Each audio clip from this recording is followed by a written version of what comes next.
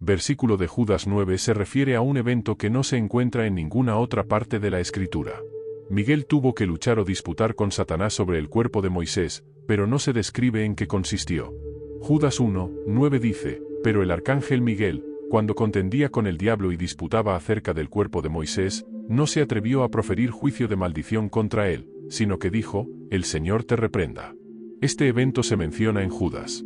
Aquí, Judas comparte con nosotros un incidente que no se encuentra en ninguna otra parte de la Biblia. Naturalmente, surge la pregunta, ¿de dónde obtuvo esta información? Algunos dicen que la información se transmitió por tradición, lo cual puede ser o no cierto. No tenemos un conocimiento definitivo de por qué surgió la disputa entre Miguel y Satanás sobre el cuerpo de Moisés. No es improbable que Satanás quisiera conocer el lugar para construir un santuario.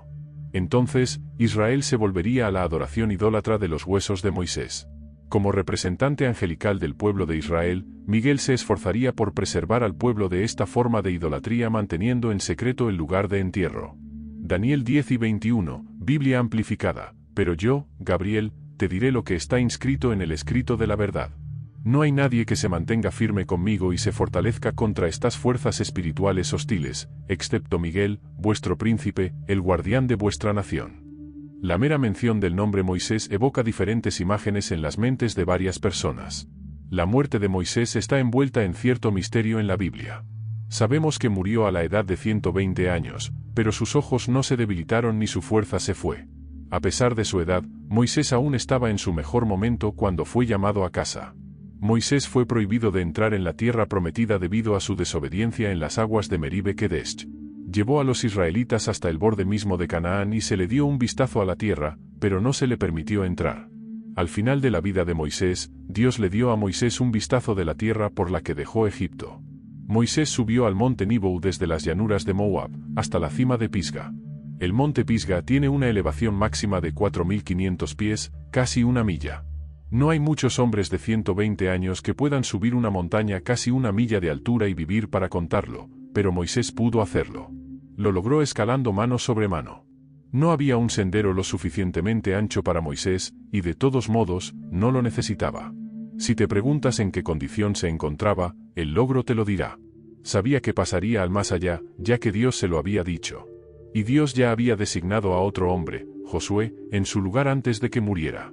La pesada responsabilidad de guiar a la nación se levantó de sus hombros por primera vez en los últimos 40 años de su vida. Moisés pudo dar cada paso en la pendiente con ligereza y hombros aliviados. Estaba bien consciente de que estaba a punto de exhalar su último aliento en cualquier momento. Mientras Moisés disfrutaba de su última visión de la tierra prometida, una propiedad en la que nunca pondría un pie, esto era lo que más esperaba. Y así fue. Dios lo quería en casa. Moisés entregó su espíritu. Moisés murió según la palabra del Señor. Moisés falleció solo, pero en paz. El relato de su partida se encuentra en los últimos 6 versículos del capítulo 34 del libro de Deuteronomio. La muerte tiene una manera de poner las cosas en la perspectiva adecuada, ¿verdad? ¿Qué manera de vivir? 120 años y no necesitas anteojos. 1 siglo y 1/5 y no necesitas muletas. Moisés nunca se sentó en una mecedora, frotándose con ungüento y tomando inshur. Oh, cómo extrañarán los israelitas el sabio consejo de su difunto líder. Su trabajo entre ellos conmovió sus emociones hasta tal punto que les llevó un mes entero lamentar su partida después de que se hubiera ido. Pero finalmente esa mañana llegó a su fin. Eso debería ser cierto en nuestras propias vidas. Después de la muerte viene el entierro. Y así fue en el caso de Moisés. Pero el versículo 6 contiene una de las declaraciones más notables sobre toda la carrera notable de Moisés. Deuteronomio 34:6, Biblia amplificada, y lo enterró en el valle en la tierra de Moab frente a Bet-peor, y nadie sabe dónde está su lugar de sepultura hasta el día de hoy. Moisés es la única persona en la Biblia a quien Dios enterró personalmente. ¿Te diste cuenta de eso? El Señor luego ocultó la tumba. ¿Qué lo llevó a hacer eso? Porque esa tumba se habría convertido en un santuario. Todavía estarían dirigiéndose a Nebo hoy, erigiendo santuarios, vendiendo palomitas de maíz y cacahuetes, ofreciendo varios paseos, y tal vez incluso dirigiendo un tranvía con una gran pancarta proclamando el lugar de sepultura de Moisés. Así que fue oculto. Esto es crucial para el Señor, tanto que incluso provocó un enfrentamiento angelical. Pero el punto importante es este. Incluso si Miguel es un arcángel, aquel a quien Dios usará para arrojar a Satanás del cielo, aún así no se atrevió a hablar reprochadamente al que gobierna en el reino de los demonios. Dejó todo ese reproche a Dios. Apocalipsis 12, 7-9, Biblia amplificada, y estalló la guerra en el cielo. Miguel, el arcángel, y sus ángeles librando guerra con el dragón. El dragón y sus ángeles lucharon, pero no fueron lo suficientemente fuertes y no prevalecieron y ya no se encontró lugar para ellos en el cielo. Y el gran dragón fue arrojado abajo. La serpiente antigua que es llamada el diablo y Satanás. El que continuamente engaña y seduce al mundo habitado entero. Fue arrojado a la tierra y sus ángeles fueron arrojados con él. Miguel, el arcángel, es representado en la Biblia en los textos de Daniel, Judas y Apocalipsis como un ángel guerrero que contiende en combate espiritual. La palabra arcángel significa ángel de rango más alto. La mayoría de los ángeles en la Biblia son descritos como mensajeros.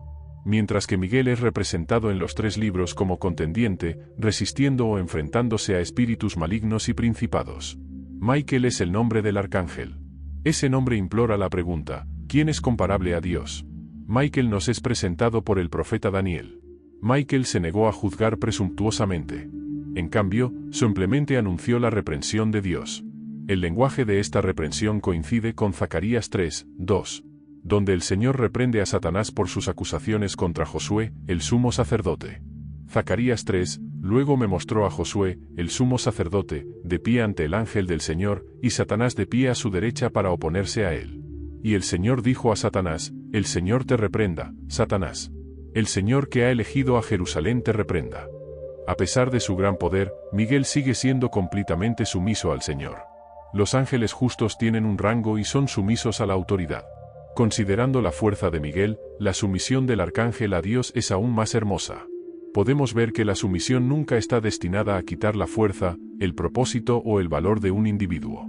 La fortaleza del arcángel Miguel no estaba en disputa, como lo evidencia la última mención de Miguel, el arcángel, que aparece en Apocalipsis 12, 7, cuando Satanás es arrojado del cielo. Miguel y las fuerzas del cielo derrotan al dragón, Satanás, y el diablo es arrojado a la tierra. Enfurecido, Satanás se fue a librar guerra contra aquellos que obedecen los mandamientos de Dios y mantienen firme su testimonio acerca de Jesús. La confrontación es un mal necesario. A nadie le gusta, pero debe hacerse para corregir, purificar y unificar a la comunidad. No es placentera, pero es necesaria. Incluso Miguel, el arcángel, no luchó contra el enemigo por su propia autoridad, sino que habló en el nombre del Señor. Miguel consideraba su oficio y posición con reverencia. Lucifer había sido creado como la criatura más elevada. Esta es una lección que tanto tú como yo debemos aprender. Muchos cristianos aún no han aprendido a inclinarse incluso ante Dios. Tú y yo, amigo mío, somos criaturas, Él es el Creador, que nos da a ti y a mí el derecho de cuestionar cualquier cosa que Él haga. No me malinterpretes, todos luchamos con dudas, pero debemos reconocer que Dios no solo es el Creador, sino también el Redentor. Él es quien se preocupa por nosotros, pero nuestro Dios es excelso, santo y elevado. Es un Dios justo y recto. Nunca comete un error y nunca se equivoca. Todo lo que hace es correcto. Así que tú y yo podemos confiar en Él. ¿Pero realmente lo hacemos? ¿Reconocemos su autoridad? ¿Valoramos su persona? Cuando los hombres rindan cuentas, el Señor Jesucristo dirá, dijiste, Señor, Señor, pero no hiciste lo que te mandé.